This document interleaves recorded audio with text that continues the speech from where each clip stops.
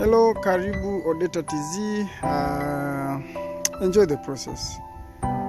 Unajua kila siku wanadamu tunapenda sana kwamba nitafanya baadaye, nitafanya kesho, nitafanya kesho. Lakini kwa wengi, asilimia kubwa, tumekwama au tumeshindwa kufikia yale malengo ambayo tungetamani kuweza kufanya kwa sababu tu ya kusema kwamba nitafanya kesho. Na hii imechangia kwa kiasi kikubwa sana, kutokufikia hiyo kesho bora ambayo tunatamani tuweze kuifikia kwa sababu tu ya nitafanya kesho. Na hii imesababisha wengi kwa kiasi kikubwa tunapambana kweli kweli.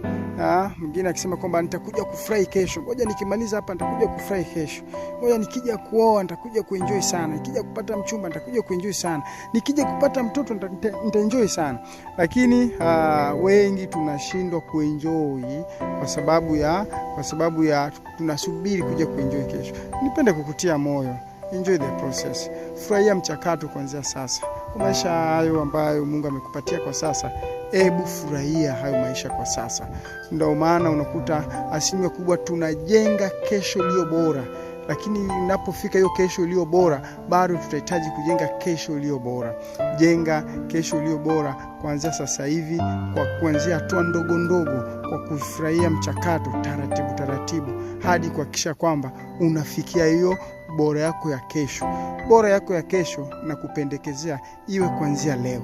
Unapotengeneza mambo yako, hebu usisahau kuishi leo.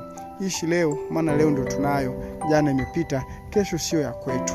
Kwa hiyo endelea kumshukuru Mungu, endelea kufurahia mchakato, namna ambavyo Mungu atakufikisha katika hiyo bora ya kesho. Bora ndogo ndogo zitatupa bora ya kesho. Mungu akubariki sana.